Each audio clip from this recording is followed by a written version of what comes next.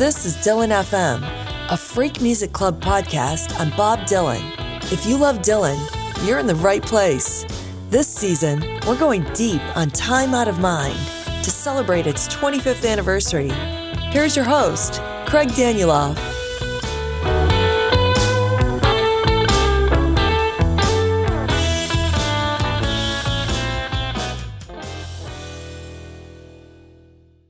A few days ago, we got a somewhat unexpected announcement. A new limited edition release of Time Out of Mind, the 2022 remix, on Blu-ray with both the high-resolution 2496 stereo mix and the Dolby Atmos mix. This is a Sony product offered in a partnership with the website SuperDeluxe Edition, and you can order it now. But you can order it only before February 24th because they're only producing however many copies are ordered by that date. After that, it's gone and likely more expensive in the aftermarket. Today, we're going to talk with Paul Sinclair, the founder of Super Deluxe Edition, about this Blu-ray. As Paul admits, this is a niche product. It's for audiophiles who want to own the high-res version of Tomb 2022 and or the Atmos mix on physical media. Now is not the time to explain or debate either high resolution or Atmos, but simply speaking, high resolution offers more data than the CD or the streaming release, and particularly on a well-resolving stereo with a good quality DAC, it's capable of producing the best possible sound from a digital source. By now, you either believe that and care or don't. Atmos is still rather new. Anyone with an iPhone and AirPods can already listen to the Atmos mix, which I highly recommend. But Atmos at home can be significantly better. Basically, Atmos gets better and better the more speakers you have, and AirPods simulate the multi-speaker effect using only 2 actual speakers. If you have a home theater with a 5.1 or better setup and a Blu-ray player, you will hear something much more dramatic and interesting. And if you add additional speakers for Atmos, they're called height or presence speakers, it gets even better. By the way, if you have that kind of home theater setup and an Apple TV today, you can already check out the Atmos mix, and I recommend that you do. The idea that Atmos is surround sound is easy to understand, but the technical details of setting it up and what equipment is necessary and how it needs to be configured can be a little complicated. We've written up the steps and details for Apple Music, Tidal, Home Theater, HomePods, Apple TV, and the new Blu-ray disc on a blog post, and there's a link to that in our show notes. I've listened to the Atmos mix of Time Out of Mind 2022 on AirPod Pros, on a 5.1.2 system, and on a 7.1.2 system, and it's great. I wouldn't say I'll give up the stereo or the vinyl versions for it, but I will definitely listen to it again and often. It's cool, it's fun, and it sounds great. Personally, I'm also looking forward to the high-res stream from the Blu-ray. If you want to hear it, what's important is that you place your order before February 24th, or maybe before the end of February 24th. There's a link to the order page in the show notes. I spoke to remix engineer Michael Brower about doing the Atmos mix for a recent episode of Dylan FM. You can hear that conversation in the extended edition available to our premium members. And I didn't want it to be like a travel show, I didn't want it to be a novelty IMAX movie kind of thing where, you get stuff crossing over. I mean, we'll do stuff where it's appropriate, but otherwise what I really want to do is just get more of a huge panoramic sense of the record, right? So it's more immersive. So you're really sitting in the record and still keep it as musical as possible and not get tricky and get stupid. It's Bob Dylan, and we tweaked it and it's just really, really fun. I mean, it still feels like the record and it doesn't feel tricky. It's just more immersive. So how much better is the Atmos when you're able to go to a studio and there's all those speakers versus the AirPods simulation? There's no comparison. Oh, really? Yeah. Okay. I don't care what anybody says. I mean, there's just no comparison. You can't have 9 different objects, different speakers suddenly come into, a rendered stereo and expect to hear and feel any of that. Check the show notes for a link to become a premium member. You'll get extended versions of over 20 of our Time Out of Mind podcasts, including talks with engineer Mark Howard, author Michael Gray, musician Wesley Stace, Dylan researcher Scott Wormuth, and many more. Plus, you'll get access to video interviews, exclusive blog posts, and more. If you're not ready to go premium, sign up for our free Substack. We send out a great weekly Dylan newsletter every Sunday. There's links in the show notes. Now, let's learn more about this cool new Blu-ray release. Here's my conversation with Paul Sinclair of Super Deluxe Edition. Let's get the details out of the way because we have a time-sensitive buying opportunity, if you will, for people. You're putting out a high-resolution version of Time Out of Mind with an Atmos mix on Blu-ray, and we'll get into that again and go through the details. But tell me, how did you get the opportunity to work with Dylan and Sony and put this out? Well, this was an initiative that I first started about a year ago, actually, in January. And that's the idea of putting spatial audio, specifically Dolby Atmos mixes, onto a physical product, a Blu-ray audio product. As I'm sure you know, and probably many of your listeners will know, spatial audio and surround sound over the years has sort of found a home in various places, including super audio CDs and DVD audio, and even DTS CDs from the sort of mid-90 period. And I've always been very sort of interested in surround sound, and I've always, as a consumer, I've bought those kind of products. Obviously, it's gone more online these days in terms of streaming, Apple Music, Tidal. That's the record companies are newly interested in spatial audio, but they tend to prefer just to put it online on streaming services. But I still think there is a kind of, it's a niche market, but a passionate audience that are willing to buy these kinds of products. And so it kicked off a year ago. I did a collaboration with Concord Music. They were releasing Tears for Fears' new album called The Tipping Point, which came out in February last year. Together with them, we did this collaboration. I persuaded them to partner with myself, the website Super Deluxe Edition, as an exclusive channel to release that album on Blu-ray audio, and it did very, very well. And it was kind of an accidental thing in a way, because that was very successful, and it led to a number of collaborations last year. And to cut a long story short, not actually that long ago, got talking to Sony, and it was just sort of pitching the idea of this series. I called it the SD Surround series, and we've had a number of products, including Brian Eno's new album last year, for instance, and Concert for George, the tribute concert, which is shipping in the next month or so. Yeah, so I just pitched the idea really to Sony, not expecting to end up with Bob Dylan as the first one that we did with them, but they were fantastic. They were really interested and kind of reactive, and they sort of put forward the idea of, I think, they knew this was a new product they were excited about. They'd done the Atmos mix, which I was unaware of. I didn't actually think they were going to do an Atmos mix for this Dylan remix. And so they suggested it. And obviously I said, well, that would be amazing, because I'm a big Bob Dylan fan. He's obviously like a major artist, one of the most important artists of the 20th century in terms of popular music. So I obviously sort of jumped at the opportunity, and we took it from there. That's great. So let's talk about specifically what's on the disc. So it's a Blu-ray disc. There's really two mixes. So there's the 2496, I think it is, high resolution mix, stereo mix. Yes. And there's the full Atmos. Is that the totality of the disc first? Yeah, that's it. Stuff there's both of those, I should stress, are the 2022 remix that Michael Brown has done. Absolutely. So there's no content that relates to the original Daniel Lanois version.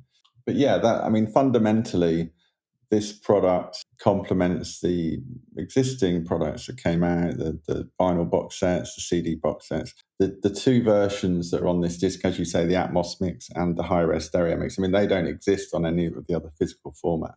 Yeah, and it's a bunch of firsts for, at least for the Bob Dylan catalog. It's the first Blu-ray, at least for music. There's a lot of TV, I mean, a lot of movies and shows and things.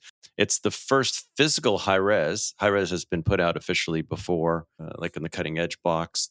And this is the first Atmos mix, so therefore it's the first Atmos release in physical. That's a lot of firsts for Bob Dylan, and it is. I mean, I'm really, really excited. I mean, the Atmos mix, I think, is amazing. I mean, one of the things I did was I asked to hear the Atmos mix before I committed to the project because, I mean, I had no doubts it would be good, but it's always great to listen to these things beforehand. And yeah, I mean, I bought the Super Audio CDs when they came out all those years ago. I've got that little box set. So it's amazing to be part of a project that, you know, celebrates and explores Bob Dylan's music in surround sound. So where did you get to listen to it? Meaning Atmos is very scalable, as you know, from AirPods to 64 speakers. What kind of environment did you get to hear it on? Well, I'm lucky. I mean, I have a proper Atmos setup in my office. So I've got a 7.1.2 full Atmos setup. So I could listen to it, you know, properly really in that environment. Obviously, you can scale up a lot bigger than that. But and I've got a soundbar, an Atmos certified soundbar system. So it's always good to kind of listen to these things in different setups because not everyone's going to have the same kind of system. And one of the benefits of Atmos, of course, is it's kind of scalable and flexible, and it adapts to whatever particular setup you've got, whether that's headphones, sound bars, you know, a kind of full-blown speaker, receiver, amplifier type setup. Yeah, I was wondering if they invited you somewhere into one of the even fancier studios. When Michael Brower told me about how they did it, you know, he explained basically that they mixed on headphones because neither Michael Brower nor Fernando Reyes had, I think, a full Atmos setup where they were doing the mixing. So they did it on headphones, but they then went to a studio to hear it in a 9.2.2, some many more speakers version.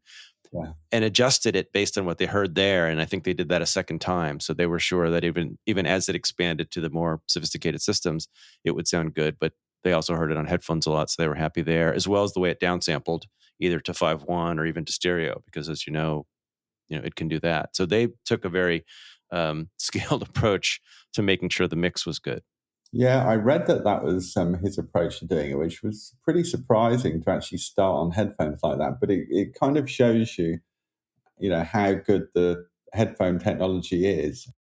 One of the things you mentioned in the page you have up ahead of, where you link to the sale, where you talk about the product, is that the Atmos is non-compressed. Do you know anything more about that in terms of the advantage sound-wise that the Blu-ray delivers? It's definitely, there's definitely a big advantage to having it in Blu-ray because you're getting the full quality. And the problem with streaming is sort of bandwidth and people's internet speeds and all the rest of it. And, even though it's come on leaps and bounds in the last 20 years, the amount of data that would have to be transmitted for the sort of full fat version, uncompressed Atmos audio, it just wouldn't be able to cope with it at the moment. So you do, I think it depends on what your system is and how your setup is. I've talked to engineers that say they really notice it on the height speakers in particular. For instance, you can hear, if you listen carefully, you've got good ears, you can hear sort of artifacts or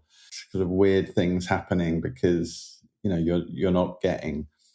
you're getting basically compressed audio to some degree or another. It's still Atmos, it still sounds great, but it's not, it's not the premium product which a Blu-ray is. And that's obviously why I'm an advocate of physical audio and Blu-ray, because it's the best sound quality and you can own it and put it on your shelf and enjoy it for years to come, and you're not worried about it being pulled because reason A or reason B, I can understand why record labels, record companies, tread carefully when it comes to Atmos, because especially in a physical environment, because the fact is, it's a difficult product to market. I mean, not there's a lot of problems in terms of people understanding what the product is, people understanding how to play it, people just not being sure what it is you're offering them. And I think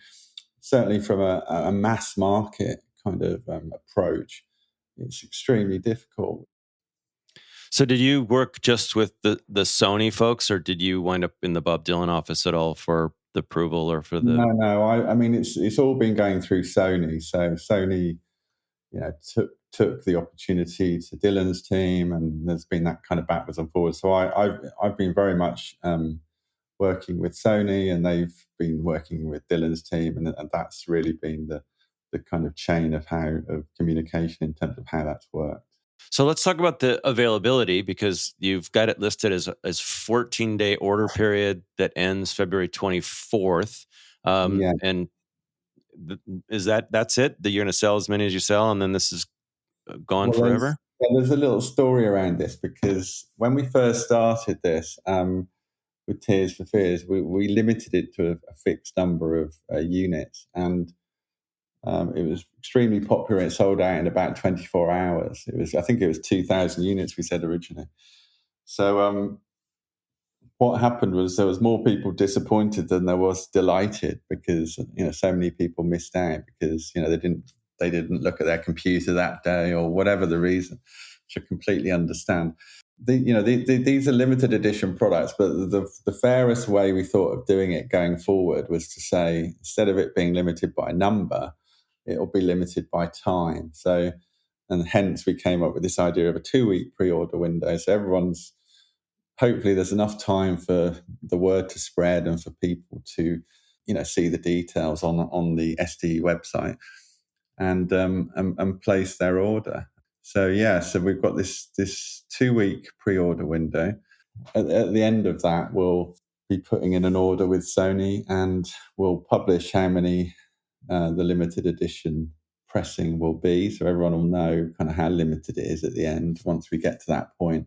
So that's kind of the approach. And of course, because it's a Blu-ray audio, there's no concerns about region locking or multi-region, or being able to play it in your local region or anything like that. All that stuff goes away, and it's completely compatible with any Blu-ray player.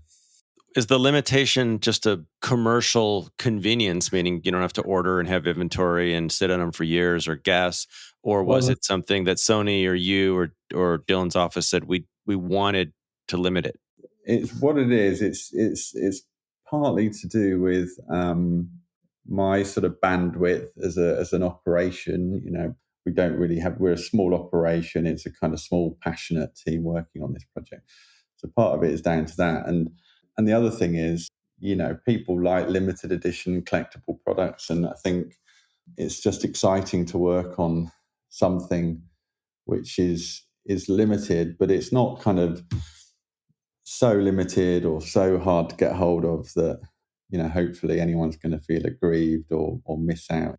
We want to spread the word. We've got this 2-week window. We want to try and reach as many Dylan fans that might be interested in this product as possible. Anything else about the release or the ordering that the Dylan fans who are interested should know, other than obviously the February 24th cutoff date is the most important, and I think we've gone through what's on it. Anything else you think those people should know? To my mind, it's the best way to listen to the album. I mean, I think I'm a massive fan of Dolby Atmos. I think it's an incredibly immersive experience. If you get, mixes of the skills of, Michael involved. I mean, he's obviously got this big, long history with, Dylan reissue projects and working on, restoring Dylan audio for bootleg series and similar. But yeah, I mean, I just think if you've got kind of the right setup, I just think it's fantastic. And this album in particular is just incredible. I mean, I was really pleased. At first, I was a bit worried about the idea of a remix, but I was really pleased when I heard it, because I I think originally I was expecting some kind of stripped down kind of thing, and I was kind of concerned that the album would sound really different, but it doesn't at all. I mean, I don't know what you think about that, but I've really enjoyed the sort of slightly cleaner vocals, but everything else is still there, isn't it?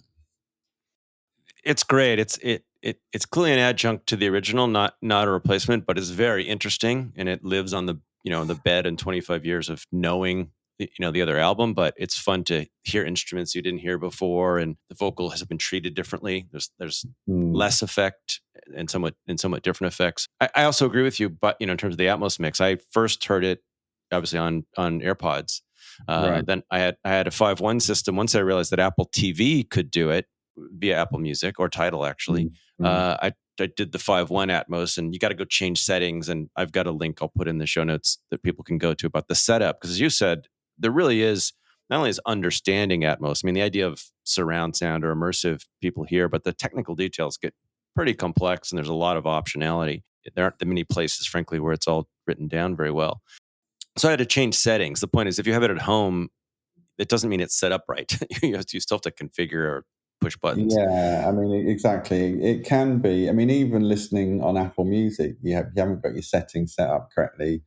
You don't get the Atmos version. You just get a kind of high-res stereo type version. So, it can be confusing, but it also can be quite simple. You just put a pair of headphones on and enjoy, surround sound. And what I'd really love to see Sony do is go back and do some older Dylan albums in Atmos. And I'm hoping that now they've done Time Out of Mind, then there'll be an appetite to do that. And of course, if this initiative with the Time Out of Mind Blu-ray is successful, then maybe it's something we can repeat in the future. So we could get some of the older, really classic albums available in Atmos, and I might be able to persuade Sony to do a similar collaboration, and that would be fantastic.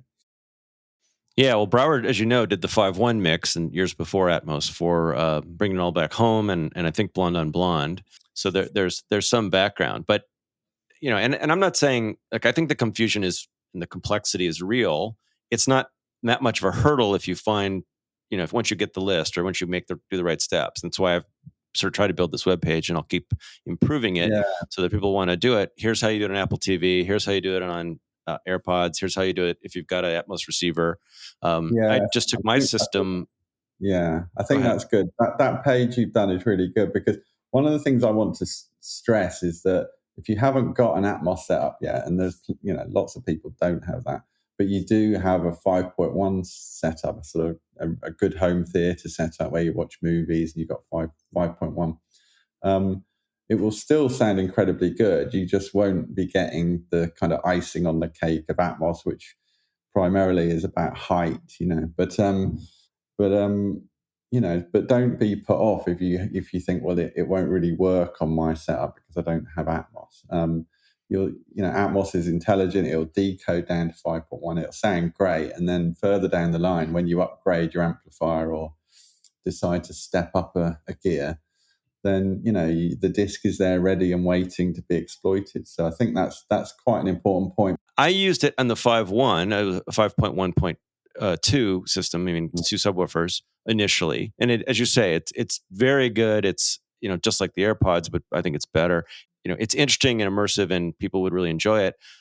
I'd also let people know I just bought, and actually just got them this weekend, a pair of Sony upward firing fronts. But they make these little, it was only about $150, I think, maybe $200 for very well rated Sony upward firing speakers. I added them to my system. And so this weekend I was able to, hear 7.1.2. And it does, as you say, it scales. And I had some friends over on the weekend listening to the Dylan, the iTunes Apple Music version, and they're just blown away because all of a sudden, I forget which song, but the guitar lick suddenly becomes center channel really loud, and then it just fades away. And there's lots of cool things in it. It's very enjoyable way to listen. I agree with you. It's very, very interesting because, as you say, things change when you tweak setup. It's worth overcoming, and anyone, frankly, interested in this stuff already can deal with a certain amount of technical, high res and all this. It's not overly technical. You just got to, pay attention 10 minutes to get your setup right. Exactly. I agree. And I don't think there's nothing to be scared of. I mean, a lot of people, who might be interested in this have, probably got reasonably complex setups and, maybe they've invested in hi-fi or, home theater or whatever. So yeah, I don't think it's anything too much to worry about. All right, Paul, thank you so much from Super Deluxe Edition for coming on rather quickly to talk about this limited time opportunity. From a Dylan fan point of view, thank you for going to Sony and getting this, the high res and the Atmos on physical media. And thanks for taking the time to talk today. Thanks very much for having me. It's been a pleasure. Thank you.